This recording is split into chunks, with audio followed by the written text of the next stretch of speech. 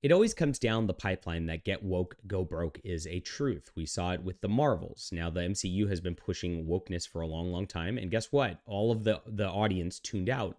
They wanted to replace their audience that they had with like a female and gay audience, which just didn't want to come in for this.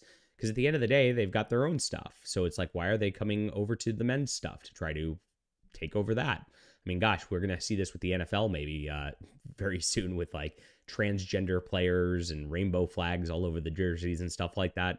It's going to get a lot worse as they always double down in these cultures.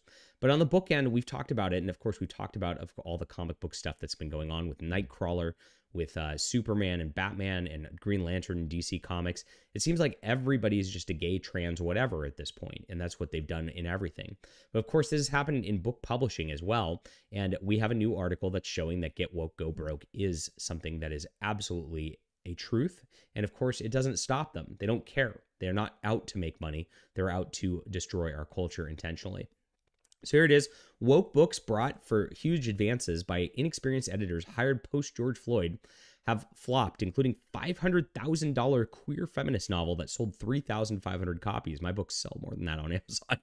And Elliot Page, $3 million transgender memoir that sold 68,000 copies. Holy crap. Now, Elliot Page is a huge actor, of course, actress, I should say. The poor girl, of course, is mentally ill and is pretending to be a man these days. And then they're paying off these people for their efforts. And this is the work of Satan all the way across the board. They give them these huge contracts to act like this. You see it with Mr. Beast, too. I was watching a Mr. Beast video the other day. They've got the Chris guy running around in a dress looking like a complete buffoon. And they just act like it's totally normal. And they're brainwashing you into being like, you're supposed to act like this is totally normal to do this. Now, Elliot Page is one of those. And how did they pay this person off? A $3 million book memoir. That's absolutely crazy. It would never sell that much. 68,000 copies is crazy that it sold that much. And it's just because this person's a big actor name. So woke books that were bought by huge advances by inexperienced editors have flopped commercially, insiders say. It's not just insiders. They have the stats. Ideological fanatics following their politics to dictate professional decisions have seen profits slump, according to industry experts. Among the works responsible for huge losses are Elliot Page's journey about transitioning. Now, here's the problem that this Daily Mail uses. They call it his. It's her. Just stop. Stop. You have to stop the gaslighting at some point. You can't just agree to do what they want now. It's absolutely crazy. Industry standards suggest publishers paying roughly $7 per book sold is considered a good deal. It means that even books that sell tens of thousands, such as Pages, can still tank commercially. Oh my gosh, this used to be a beautiful woman. And so there it is. Other recent woke flops are Carolyn Farrell's Dear Miss Metropolitan, a story of 3 young girls, black and biracial, who are kidnapped and thrown into the basement of a decaying house in Queens. For $250,000 it was acquired, shifted 3,000 copies. Look, it's not just these two. I talk to a lot of publishers, agents, and big authors out there. If you're not identifying as a queer black woman, transgender or something at this point, you're not going to get a publishing deal.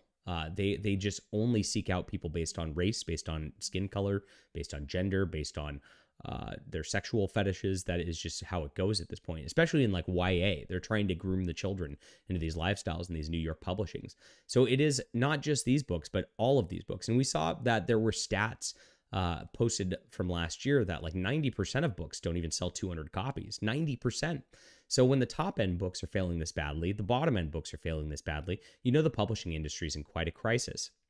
And there's more to it as well. Amazon's sinking everything on the distributor side. So that's going to be a topic for another video, but they've killed the book industry all the way across the board.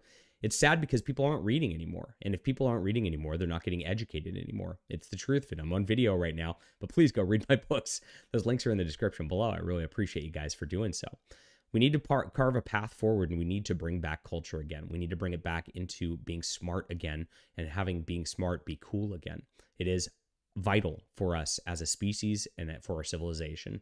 All right, leave a comment down below with what you think about this, my friends. Hit that like and subscribe button. We'll be back soon.